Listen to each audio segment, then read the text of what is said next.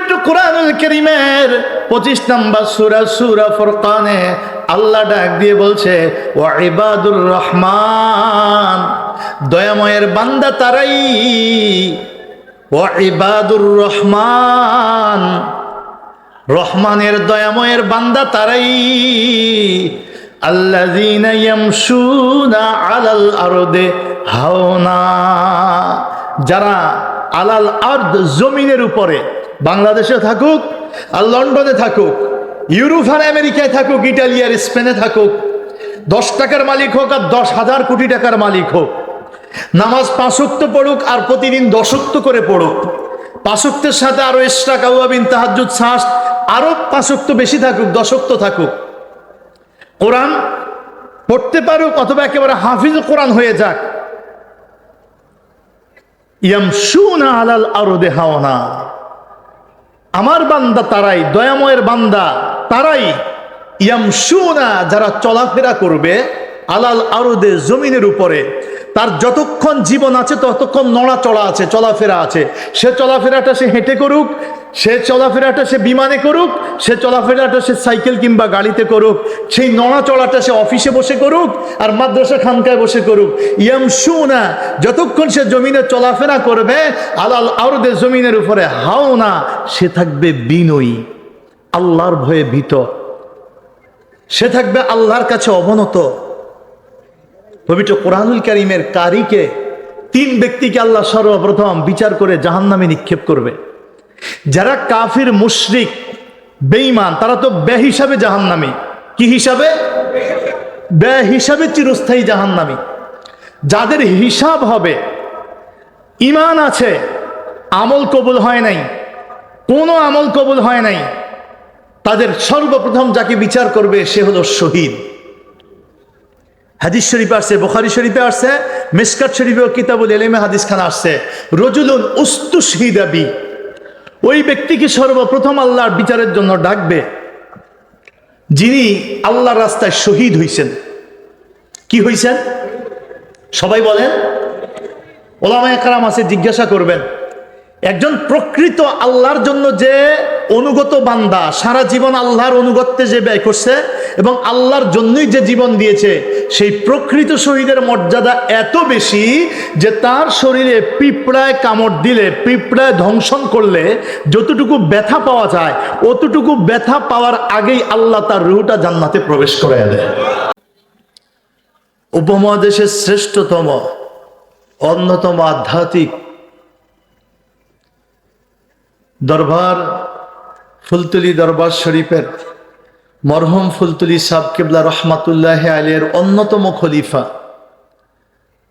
হুজুরের নিকটতম প্রতিবেশী, উস্তাজুল উলামা, হাজারো মুফতি মুহাদ্দিস ঘোড়ার কারিগর ছিলেন, শরীয়ত তরিকতে কামেল ছিলেন, অসংখ্য মানুষকে আল্লাহ ও রসুলের পথ প্রদর্শন করেছেন। ঐতিহ্যধন্য বালাউট সাহেব বাড়ির মরহুম আল্লামা সোয়াইবুর রহমান বালাউটি সাহেব কিবলা মাদ্দাজিল রহমাতুল্লাহ আলাইহির ইসালে সোয়াব ওয়াজ ও দোয়ার মাহফিল 2025-এ আগত হুজুরের সাহেবজাদাগণ, ওলামায়ে কেরাম, আইম্মায়ে মাসাজিদ, মুয়াজ্জিনে ইজাম, হুফাজে কেরাম, তোলাবে ইজাম, অত্র দরবারের পীর ভাই মুহিব্বিন, আল্লাহ প্রেমিক, রসুল প্রেমিক মুরব্বিয়ানে কেরাম, কলিজার টুকরা সমবয়সী যুবক বন্ধুরা, নিষ্পাপ বেগুনাগার আল্লাহ প্রিয় তালিবুল ইলম শিশুরা, আলোচনার শুরুতে ওই মহান রবের দরবারে আলায় অগণিত শুকর ও সুজুদ আদায় করছি, যিনি ইচ্ছা করলে আমাদেরকে এই মুহূর্তে এখানে না রেখে হাসপাতালের বিছানায়ও রাখতে পারতেন। এ ক্ষমতা আল্লাহর আছে না নাই? আল্লাহ যদি ইচ্ছা করতেন আমাদেরকে মানুষ না বানিয়ে পশু পাখি বানাইতে পারতেন। কি ক্ষমতা আল্লাহর আছে না নাই? আল্লাহ ইচ্ছা করলে মানুষ বানিয়েও আমাদেরকে ইহুদি খ্রিস্টানের ঘরে জন্ম দিয়ে ইহুদি খ্রিস্টান রূপে রাখতে পারতেন, হিন্দু বৌদ্ধ করে রাখতে পারতেন। আল্লাহ তাআলা আমাদেরকে ঈমানের নেয়ামত না দিয়ে যদি আজকে নাস্তিক বানিয়ে রাখতেন, আমাদের কারো কোনো জোর ছিল না। আমরা বিনা দরখাস্তে, কেউ দরখাস্ত করি নাই, আল্লাহ আদর করে, ভালোবেসে, মায়া করে শ্রেষ্ঠ সৃষ্টিজীব হিসাবে আমাদেরকে কবুল করছেন। আমাদেরকে 90 ভাগ মুসলমানের দেশে মুসলমান মা বাবার গর্বের মাধ্যমে জন্মলগ্নে আমরা ডান কানে আযান শুনেছি, বাম কানে ইকামত শুনেছি। আমরা শিশুবেলা থেকে আল্লাহ নাম জপতে শিখেছি। আমরা শিশুবেলা থেকে কোনো কিছু ধরতে ডান হাতে বিসমিল্লাহ বলো, এ শিক্ষা আমরা পেয়েছি। আল্লাহ বিনা দরখাস্তে আমাদের মতো নগণ্য নালায়েক অদম তুচ্ছ হীন ক্ষীণ নিঃস্ব পাপী গোলাম গুনাহগারদেরকে এ গভীর রজনীতে ওলি আল্লাহদের দরবারে আলেম ওলিদের সান্নিধ্যে আল্লাহর কাছে দুহাত তুলে নিষ্পাপ হওয়ার মতো একটা সুযোগ, একটা আদিমুসান ইসালে সব মাহফিলে আসারও বসার তৌফিক দিয়েছে। আমরা মন থেকে খুশি না বেজার? যে যত খুশি, আল্লাহ যেন আমার উপর খুশি হয়। জবান খুলে জোরে সুরে বলি আলহামদুলিল্লাহ।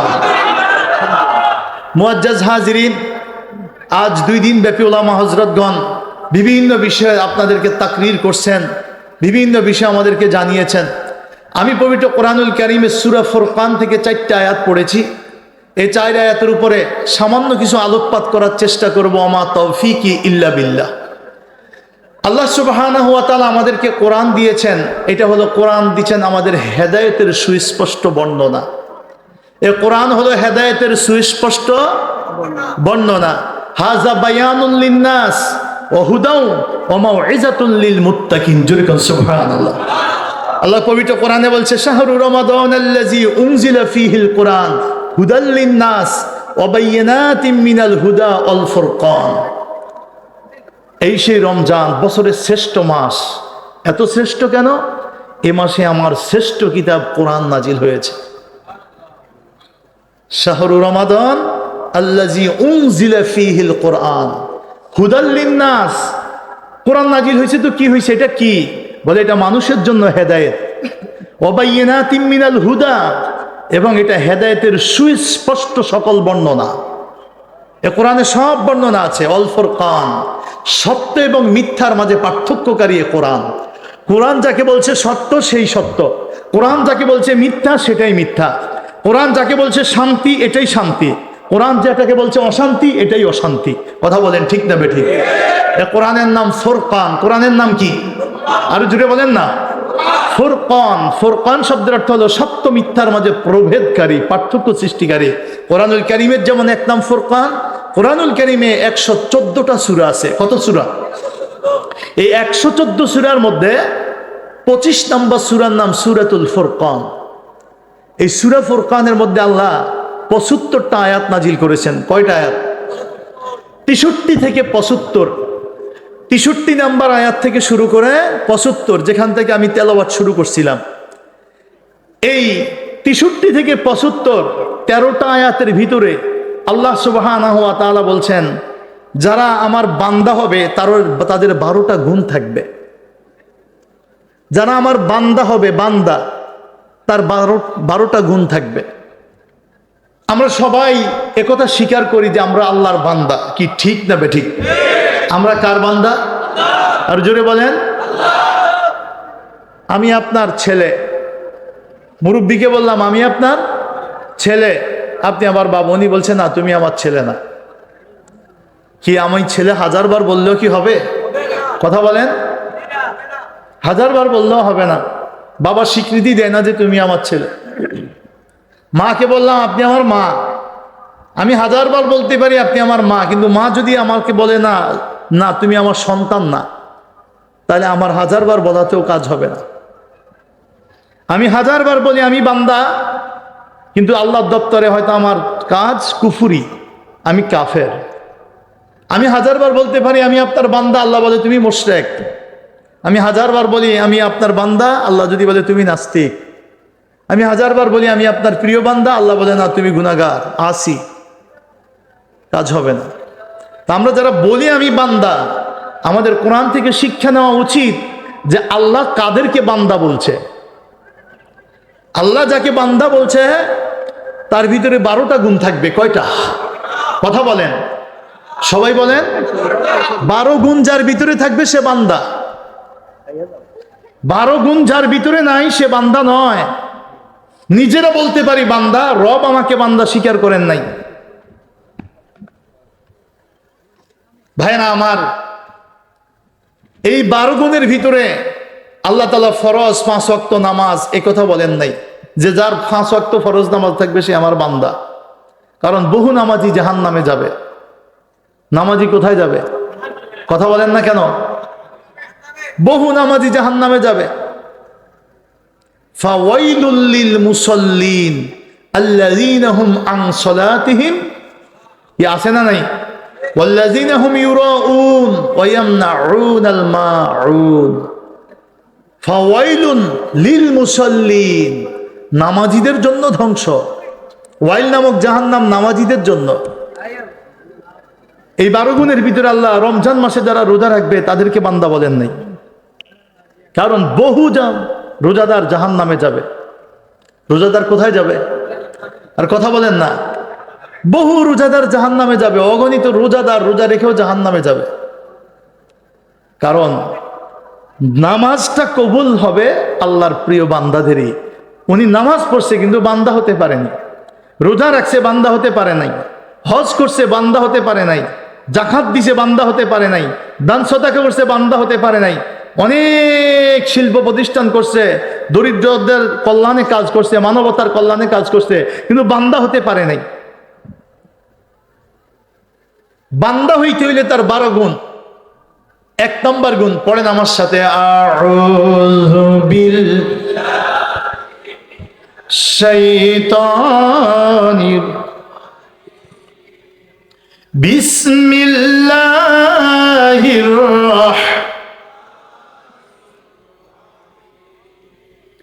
ওয়া ইবাদুর রহমানিল্লাযীনা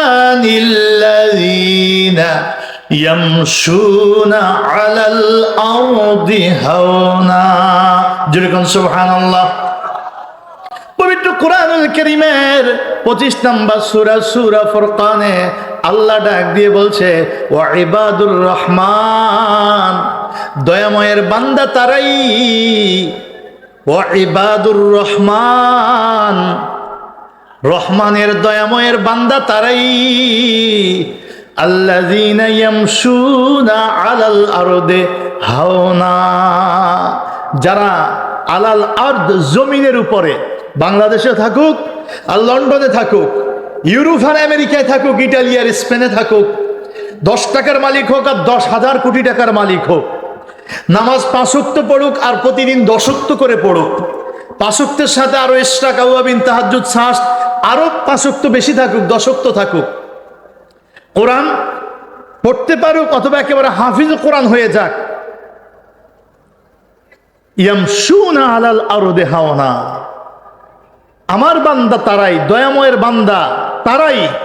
ইয়ামশুনা, যারা চলাফেরা করবে আলাল আরদে জমিনের উপরে, তার যতক্ষণ জীবন আছে ততক্ষণ নড়াচড়া আছে, চলাফেরা আছে।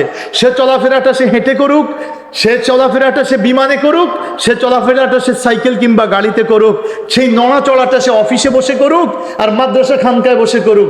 ইয়ামশুনা, যতক্ষণ সে জমিনে চলাফেরা করবে আলাল আরদে জমিনের উপরে, হাওনা, সে থাকবে বিনয়ী, আল্লাহর ভয়ে ভীত, সে থাকবে আল্লাহর কাছে অবনত। পবিত্র কোরআনুল কারীমের কারিকে 3 ব্যক্তিকে আল্লাহ সর্বপ্রথম বিচার করে জাহান্নামে নিক্ষেপ করবে। যারা কাফির, মুশরিক, বেঈমান, তারা তো বেহিসাবে জাহান্নামী। কি হিসাবে? বেহিসাবে চিরস্থায়ী জাহান্নামী। যাদের হিসাব হবে, ঈমান আছে, আমল কবুল হয় নাই, কোনো আমল কবুল হয় নাই, তাদের সর্বপ্রথম যাকে বিচার করবে সে হলো শহীদ। হাদিস শরীফে আসছে, বুখারী শরীফে আসছে, মিশকাত শরীফেও কিতাবুল ইলমে হাদিস খানা আসছে, রজুলুন উস্তুশহিদা বি, ওই ব্যক্তিকে সর্বপ্রথম আল্লাহর বিচারের জন্য ডাকবে যিনি আল্লাহর রাস্তায় শহীদ হইছেন। কি হইছেন? সবাই বলেন। ওলামায়ে কেরাম আছে, জিজ্ঞাসা করবেন, একজন প্রকৃত আল্লাহর জন্য যে অনুগত বান্দা, সারা জীবন আল্লাহর অনুগত্যে যে ব্যয় করছে এবং আল্লাহর জন্যই যে জীবন দিয়েছে, সেই প্রকৃত শহীদের মর্যাদা এত বেশি যে তার শরীরে পিঁপড়ায় কামড় দিলে, পিঁপড়ায় ধ্বংসন করলে যতটুকু ব্যথা পাওয়া যায়, অতটুকু ব্যথা পাওয়ার আগেই আল্লাহ তার রূহটা জান্নাতে প্রবেশ করায় দেয়। আমরা দেখি আর না দেখি, আত্মার চোখ থাকলে কেউ দেখতেও পারে, কেউ নাও দেখতে পারে। আপনারা শুনছেন হযরতে জাবের রাদিয়াল্লাহু তাআলা আনহু উহুদের ময়দানের আগে তার আব্বা তাকে ডেকে বলছিল, তোমার 9টা বোন, তুমি আমার একটা ছেলে, সবগুলোকে এখনো বিয়ে দিতে পারিনি, আমি অনেক ঋণগ্রস্ত, আমি ময়দানে যাচ্ছি, তোমার এই 9 বোনের দিকে তুমি খেয়াল রেখো। আল্লাহ রসুল আলাইহিস সালাতু ওয়াস সালাম হযরতে জাবেরের হাতে একদিন সুন্দর রং দেখলেন আর বললেন, জাবের বিয়ে করছো নাকি? বলে, ইয়া রাসূলুল্লাহ, হ্যাঁ আমি বিয়ে করছি। বলে, কি বাকেরা না সাইয়েবা? বুখারী শরীফের হাদিস। বাকেরা বিয়ে করছো না সাইয়েবা বিয়ে করছো? মানে কুমারী মেয়ে বিবাহ করছো না বিবাহিত মহিলা তালাক হয়ে গেছে বা স্বামী মারা গেছে ওই বিধবা নারী বিয়ে করছো? নবীজি জিজ্ঞাসা করছে। হযরতে জাবের বলে, ইয়া রাসূলুল্লাহ, আমি সাইয়েবা নারী বিয়ে করছি, আমি বিধবা নারী বিয়ে করছি। রাসূলুল্লাহ আলাইহিস সালাতু ওয়াস সালাম আসমান জমিনের সৃষ্টি জগতের শ্রেষ্ঠ সৃষ্টি মিষ্টি হাসি দিয়ে বলে, তুমি যেহেতু অল্প বয়সের উঠতি বয়সের একটা ছেলে, জীবনে এটাই তোমার প্রথম বিবাহ, তুমি যদি বাকেরা বিয়ে করতে, তুলা ইবুহা ওয়া তুলা ইবুকা, তো ওই মেয়েটাও জীবনের প্রথম স্বামী, আগে কোনো স্বামীর ঘরের অভিজ্ঞতা নাই, আর তোমারও জীবনের প্রথম স্ত্রী, ফলে তুলা ইবুহা ওয়া তুলা ইবুকা, তুমি তার সাথে সুন্দর হাসি তামাশা করতে পারতে, খেলাধুলা করতে, আর সেও তোমার সাথে নতুন জীবন একটা আলাদা। এখন তুমি যেহেতু সাইয়েবা বিধবা নারী বিয়ে করছো, আগে বিয়ে হয়েছে, স্বামী মারা গেছে অথবা তালাক হয়ে গেছে, তো তার তো আগে স্বামীর ঘরের অভিজ্ঞতা আছে, স্বামী কি জিনিস, এটা কেমন বিবাহ শাদী, এর একটা অভিজ্ঞতা তার হয়ে গেছে, ফলে তোমার আনন্দটা তো ওই রকম হবে না। তুমি যে তোমার তো বলছে, নবী আমার আব্বা যেদিন উহুদের ময়দানে যায়, সেই দিন আমাকে ডেকে বলেছিল, তোমার 9টা বোন তোমার কাছে আমানত দিয়ে গেলাম। আমি বলেছিলাম, আব্বা আপনি এমন বলছেন কেন, জিহাদের পরে তো আবার ফিরতেই আছেন, আমার এত টেনশন কি? বলছে, সন্তান, নাকের মধ্যে আল্লাহর জান্নাতুল ফেরদাউসের ঘ্রাণ পাইতেছি, আমার বিশ্বাস আমার আর ফিরে আসা হবে না, আমার আর ফিরে আসা হবে না, নাকের মধ্যে আল্লাহর জান্নাতের ঘ্রাণ পাইতেছি। হযরতে জাবের রাদিয়াল্লাহু তাআলা আনহু নবীজিকে বললেন, রাসূল গো, আব্বা উহুদের ময়দানে শহীদ হয়েছেন, 9টা বোন আমাকে আমানত দিয়ে গেছেন, আমি যদি একবারে আমার বোনদের বয়সী বা তার চাইতে কম বয়সী কোনো নারী বিয়ে করি, তাহলে আমার বোনদের বিষয়টা তিনি ভালো বুঝবেন না, এজন্য একটু বয়স্ক নারী বিবাহ করছি আমার বোনদের দিকে খেয়াল করে, যেহেতু আব্বা আমানত দিয়ে গেছে, একটু বয়স হইলে আমার বোনদের বিষয়টা কার কি লাগবে, কাকে কিভাবে পরিচালনা করতে হবে, কারে বিয়ে দিতে হবে, কারে আগে পারে পরে, আমার স্ত্রী সব বুঝবে, যেহেতু একটু বয়স হয়েছে তার, বয়সের কারণে। এই জন্য আমি নিজে এটা ভাবছি যে আমি যদি একটা উঠতি বয়সের কুমারী নারী বিয়ে করি, তাহলে এটা আমার জীবনটা অনেক আনন্দময় হবে, কিন্তু বাট আমার পরিবারে আমার বোনগুলো অবহেলায় পড়ে যাবে। আমি বোনদের কথা খেয়াল করে আমি আমার আব্বার আমানতকে রক্ষা করার চেষ্টা করে আমি নিজেরটা একটু কম আনন্দময় করেও আমি আমার নিজের আমিত্বকে বিলীন করে দিয়ে আব্বার সে আমানতের উপরে আমি গুরুত্ব দিয়ে একটু বয়স্ক নারী বিয়ে করছি। রাসূল বলছে, তোমার চিন্তা চেতনাটা সঠিক। তা আমি যা বলতে চাচ্ছিলাম সেটা এটা নয়, যারা হাকিকিভাবে আল্লাহর দ্বীনের জন্য শহীদ হয়, ইসলাম রক্ষা করতে গিয়ে শহীদ হয়, মাতৃভূমি রক্ষা করতে গিয়ে শহীদ হয়, মানবতার হক রক্ষা করতে গিয়ে শহীদ হয়, নিজের আমিত্বের জন্য নয়, অহংকারের জন্য নয়, ক্ষমতার জন্য নয়, নিজের বড়ত্বের জন্য নয়, নিজের দলের জন্য নয়, শুধুমাত্র এক আল্লাহর দ্বীন, কালিমাতিল্লাহ, আল্লাহর কালিমার পতাকাকে বুলন্দ করার জন্য যারা নিজের জীবনকে বিলীন করে দেয়, তাদের মর্যাদা এত বেশি, এত বেশি, এত বেশি। পবিত্র কোরআনুল কারীমে আল্লাহ তাআলা বলছে, ওয়ালা তাহসাবান্নাল্লাযীনা কুতিলু ফী সাবিলিল্লাহি আমওয়াত, যারা আল্লাহর রাস্তায় শহীদ হয় তোমরা তাদেরকে মৃত ধারণাও করিও না, ধারণাও করিও না তারা মৃত, ধারণাও করবে না যে তারা মরে গেছে, বাল আহিয়া, বরং তারা জিন্দা। তারা কি? সবাই বলেন না, আমি বলছি না, কোরআন বলছে, তারা জিন্দা, ইনদা রাব্বিহিম ইউরযাকুন, তারা প্রভুর পক্ষ থেকে রিজিক প্রাপ্ত হয়। ফাঁকে আমি একটু কথা বলি, কথায় কথা আসে। আমাদের নবীজি আলাইহিস সালাতু ওয়াস সালাম সৃষ্টি জগতের শ্রেষ্ঠ সৃষ্টি, ঠিক না বেঠিক? সৃষ্টি জগতে আরশ, কুরসি, লৌহ কলম, সমস্ত সৃষ্টি জগতের মধ্যে শ্রেষ্ঠ সৃষ্টি মুহাম্মাদুর। আল্লাহ যাকে হাবিব বলেছে, আল্লাহ যাকে কি বলেছে? হাবিব বলেছে। যিনি আল্লাহর মেহমান হয়ে আরশে আজিম যাবেন, মেরাজের রাতে জুতা খুলতে চেয়েছিলেন। মুসা নবী যখন তুর পাহাড়ে উঠে আল্লাহ বলছে, ইয়া মুসা ফাখলানা আলাইক ইন্নাকা বিল ওয়াদিল মুকদ্দাসে তুওয়া। মুসা ফাখলানা আলাইক, কোরআনের আয়াত, আমি নিজের থেকে বলি নাই, কোরআনে আয়াত আছে। ফাখলা, তুমি খুলে ফেলো, না আলাইকা, তোমার পায়ের জুতা। ইন্নাকা বিল ওয়াদিল মুকদ্দাসে তুওয়া, নিশ্চয় এটা পবিত্র তুয়া পাহাড়, তুর পাহাড়। মালিকের সাথে তুমি এখানে কথা বলবে, অতএব জুতা খোলো। আর শ্রেষ্ঠ পয়গম্বর আল্লাহর হাবিব, আল্লাহ তার এই মেহমানদারি করবে, দিদার দিবে, জন্য আরশে নিয়ে যাচ্ছে, দুনিয়ায় বসে নয়। যাওয়ার আগে নবীজি জুতা মোবারক খুলবে, বলছে দোস্ত জিব্রাইল বলো আমার দোস্তকে জুতা যেন না খুলে, কারণ জুতার পায়ের নিচে যে জুতা, জুতার নিচে যে ধুলাবালি, ওই ধুলাবালিটা আরশ নিয়ে আরশ গর্ববোধ করবে। তারা দরখাস্ত করে রাখছে যেন হাবিবের পায়ে জুতার ধুলাবালি হইলেও তারা পায়। তো শ্রেষ্ঠ সৃষ্টি আল্লাহর হাবিব মুহাম্মাদুর, তিনি কি আমার নবীর অধীনে উম্মতে মুহাম্মদী বদরের ময়দানে শহীদ আছে না নাই? হাজরে বলেন না। বদরের যুদ্ধে কতজন শহীদ হয়েছে? হ্যাঁ হ্যাঁ, 313 জন অংশগ্রহণ করছে, 70 জন কাফের মারা গেছে, 14 জন শহীদ হয়েছে। ইতিহাস খেয়াল করেন, বদরের যুদ্ধে কতজন শহীদ হয়েছে? 14 জন। কতজন? ওহুদের যুদ্ধে শহীদ হয়েছে 70 জন, কথা বল না। হুনাইনে শহীদ হয়েছে, কারবালায় শহীদ হয়েছে। এই শহীদদের মর্যাদা বেশি না আমার নবীর মর্যাদা বেশি? আর জোরে কর না। নবীর উম্মত নবীর অনুসরণ করে আল্লাহর পথ চিনেছে, আল্লাহর পথ পেয়েছে, আল্লাহর পথে তারা জীবন বিলীন করছে, শহীদ হয়েছে। তাই শহীদের অনেক মর্যাদা, কিন্তু শহীদের চাইতে শ্রেষ্ঠ নবীর মর্যাদা বেশি না কম? এটা তো বড় আলেম হওয়া লাগে না, একটু আল্লাহ যারে সঠিক বিবেক দিছে, একটু বিবেক চিন্তা করলেই যে নবীর উম্মত, সে তো নবীর চাইতে বেশি মর্যাদার নয়। নবীর উম্মত যারা শহীদ হয়েছে, কিয়ামত পর্যন্ত যারা শহীদ হবে, আল্লাহ কোরআনে বলছে তাদেরকে মুর্দা ধারণাও করিও না, মৃত ধারণাও করিও না, বাল আহিয়া, বরং তারা জীবিত।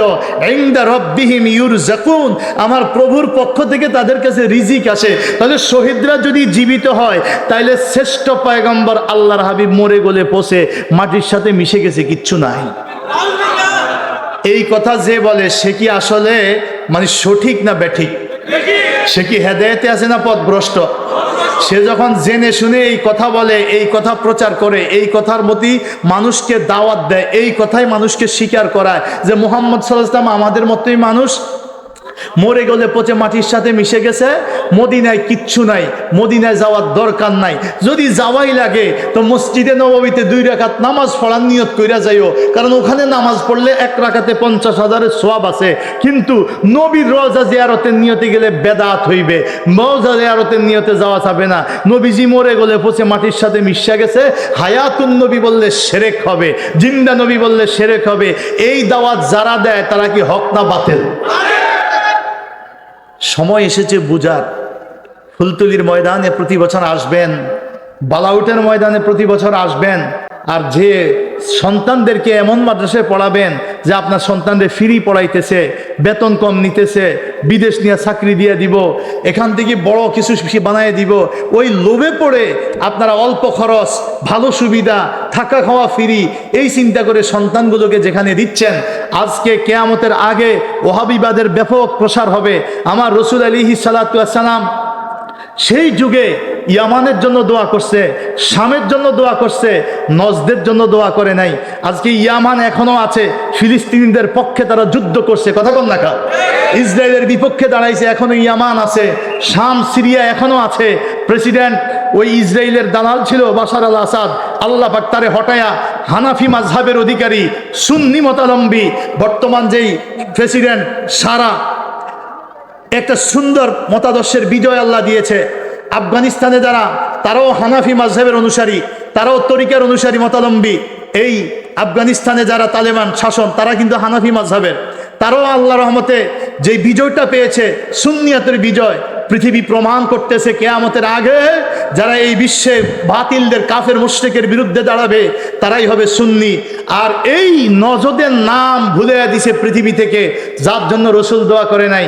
সেই নজদটা কোথায়? আজকের ইতিহাস বলে এটা ছিল সৌদি আরবের বর্তমান রাজধানী রিয়াদ। এই রিয়াদের জায়গাটার নামই হইল নজদ। রিয়াদ জায়গাটার নামই নজদ। যেহেতু মানুষ চিনে ফেলবে, এই জন্য এই নামটা ঢাকনা দিয়ে নাম রাখছে রিয়াদ।